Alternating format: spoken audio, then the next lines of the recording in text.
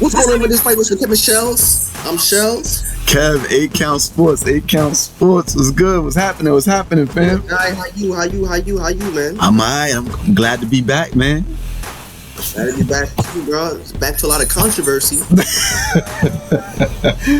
Controversy in the boxing world, Kev. What's boxing without controversy?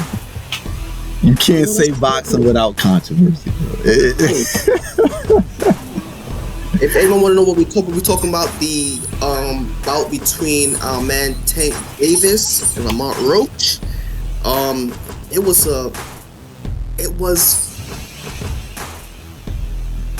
so far the upset of the year in terms of boxing, because we all, for the most part, the boxing world counted out Roach. If they even knew who he was. If they even knew who he was, exactly. And we come to find out this man could throw down. And not only could he throw down, he made Tank look human. He made Tank no longer look like a tank. To the point where the most controversial part of the situation where Tank took a knee from what he said to wash grease from his eyes. I mean, Kev, what do you think about that? And it wasn't counted as a takedown. What do you think about that, Kev? That part was crazy. That part, that's supposed to be. It's supposed to be. I've never seen, as a fan of boxing, I've been watching boxing since I was a kid. I've never seen anybody take a knee and not, lose, get deducted a point. It's a knockdown. It's counted as a knockdown. You give yourself up. It's basically you lose a point. I've never seen, going back to Mayweather with the hurt glove, going back to anybody. You take a knee. I think that the move for Tank would have been, and I'm not saying Roach did anything specifically, to warrant, the knockdown per se, but I think what Tank could have done, or is maybe raved at the ref to let him know that there's something going on with his eye and get the timeout.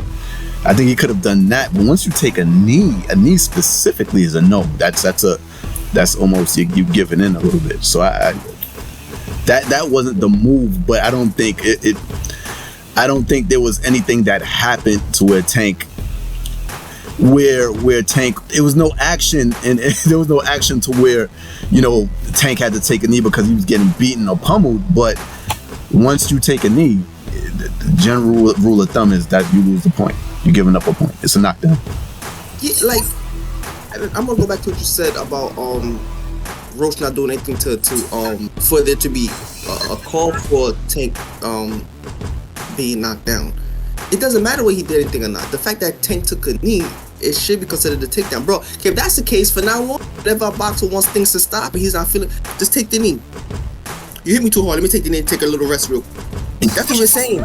Yeah, I agree. I've never seen anybody. Once you take a knee, you lose the point. I totally agree. And then run to get his face wiped. I mean, bro, that's like, that gave impression. When you playing, you probably play with your cousins or your older, younger brother, and things are getting too heavy. You say, "Yo, time out."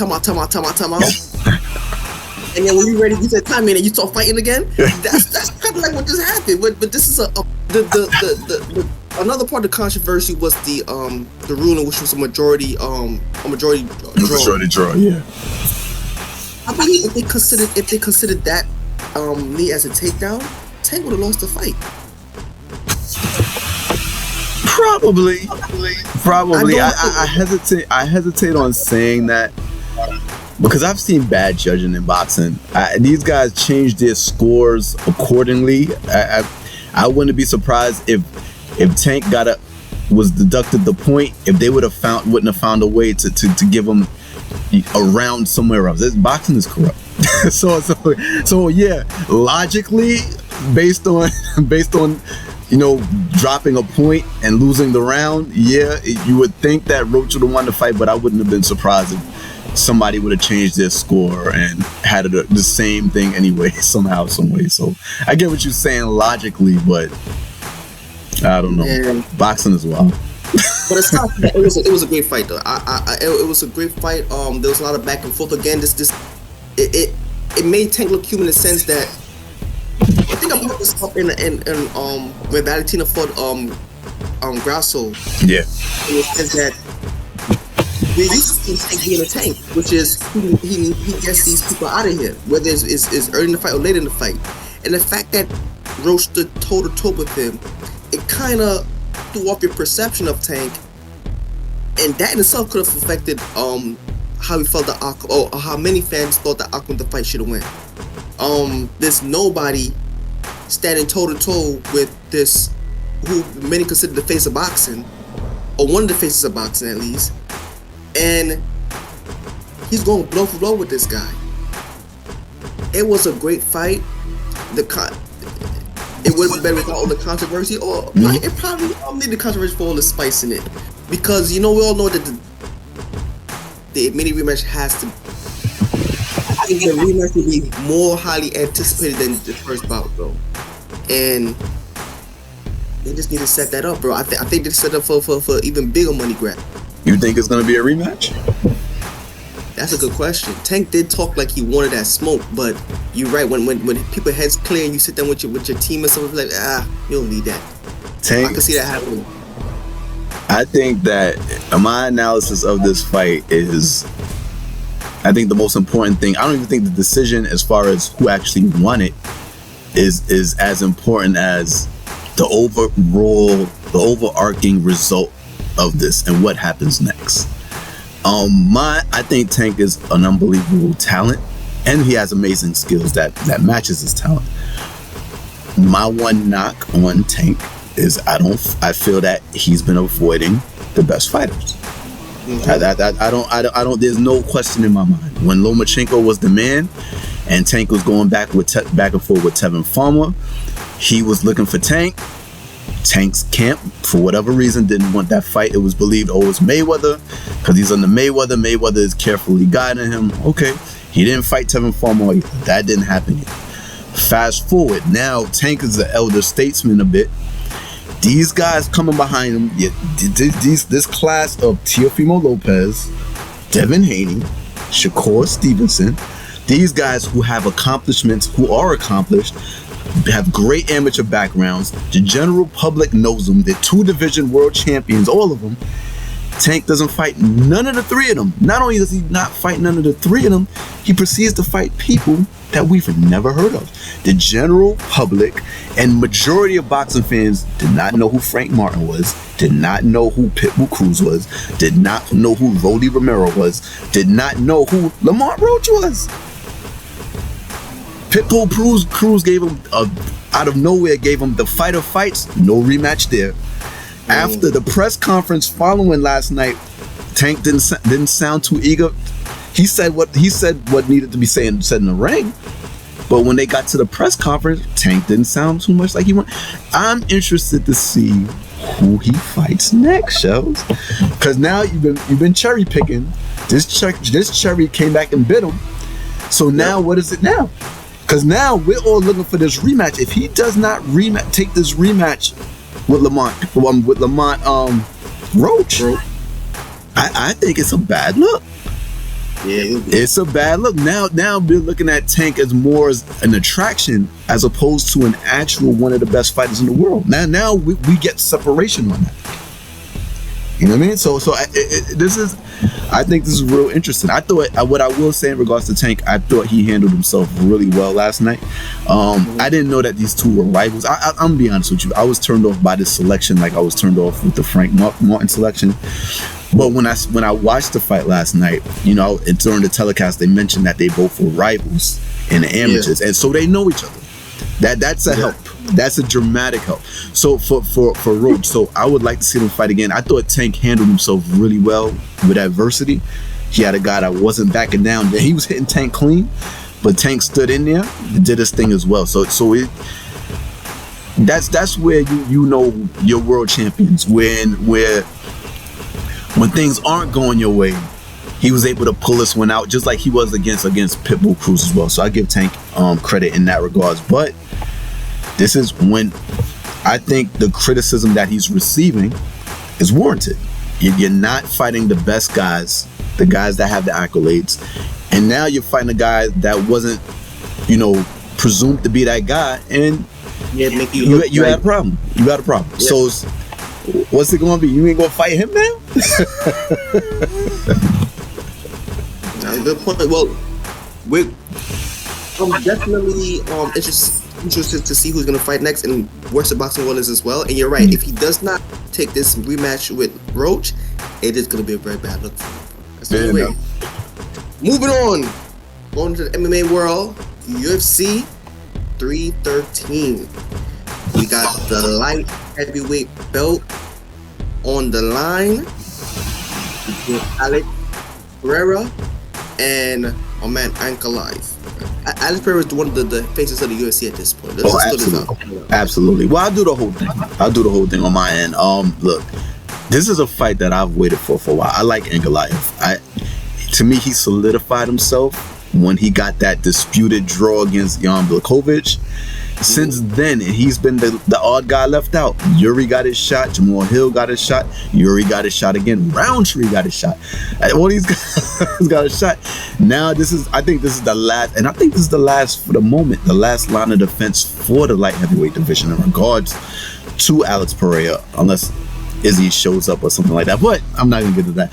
This is the last line of defense for the light heavyweight division, Ankalaev, and I think he has a shot. I think he has a legitimate claim when that matchup against Jan Blachowicz, when it went down. He's been dominant. He could take you. He's great at striking, and he can take you down and hammer you down there too. So it'd be interesting to see how this plays out. A totally different fighting style. He's fluid. He's very excellent coordination, fluid. I like this fight, and I'm gonna go with this is the fight I wanted. I will take Ankalaev in this one. That's my prediction. Ankalaev, I would say early third round. Ooh, will we consider this an upset special? Yeah, yes, because of what Alex Pereira has been able. This is one of the most dominant runs in that division. It's one of the most dominant runs at the moment, and one of the most dominant runs in the division. Obviously, John Jones holds the standard, but once you go beyond that, this is about 5 title defenses. It's hard. Shells, it's hard to win in the UFC.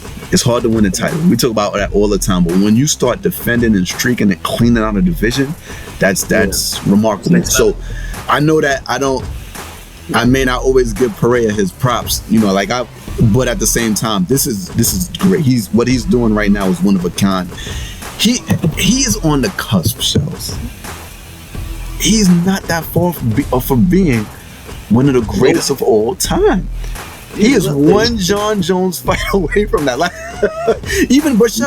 Even if he went to the heavyweight division and won a belt there, I don't recall anybody in the UFC history being a 3-division world champion, and he hasn't even been there. What's he been there? 4 years? 3 years?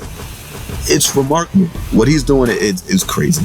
I would say Ankalaev, but I want to see a great fight. I think it will be actually a shootout. Well, I'm just as excited for this fight as you all, Kev, and I'm gonna use 2 words. I'm gonna say 2 words that makes me excited about the fight for Ankalaev. Grappling technique. This is gonna be the first guy that has the grappling. We already know Alex Pereira is an elite striker.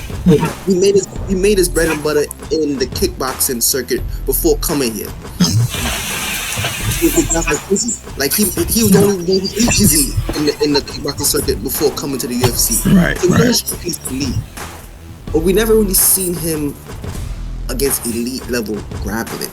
So there's still that question as to how he would be able to deal with that technique or style. We all say styles make fights. And we talk about him almost being goated, bruh. If he is able to make Ankalaev look like he made every one of his previous opponents, even with the grappling technique, I might goat him right there. Go like not ego, not ever. But I'll put him up. Yeah, I'm gonna put him up in the conversation. In the conversation, yeah, okay. He's definitely in the conversation. I won't argue. If he goes against John Jones and he beats John Jones, and you gotta throw your hands up. Yeah, that would be But if he's able to withstand the style of Blachowicz grappling technique and he retain the title, yeah, I'm putting him in that conversation. Now my prediction, how do I think things are gonna go? It's a hard one, Kev. Like, you know how they said don't bet against James? I don't think you bet against Pereira, bro. Really? Like, I'm gonna give it to Pereira. I'm gonna give it to Pereira. I think Pereira Pereira knockout second round. He needs to get Ankalaev out of there. If it goes into deep waters, he's in trouble. He has to get Ankalaev out of there as soon as possible. And I think he knows this. And I think he's gonna come in there with that situation. And you know we're gonna know? We're gonna know very soon because I'm pretty sure within the first round, Ankalaev is going for a takedown. And then we'll see if Pereira was able to defend it. If Pereira was able to defend it, we'll know how the rest of the fight goes. I think we'll be able to see exactly how the fight will go based on that first takedown attempt.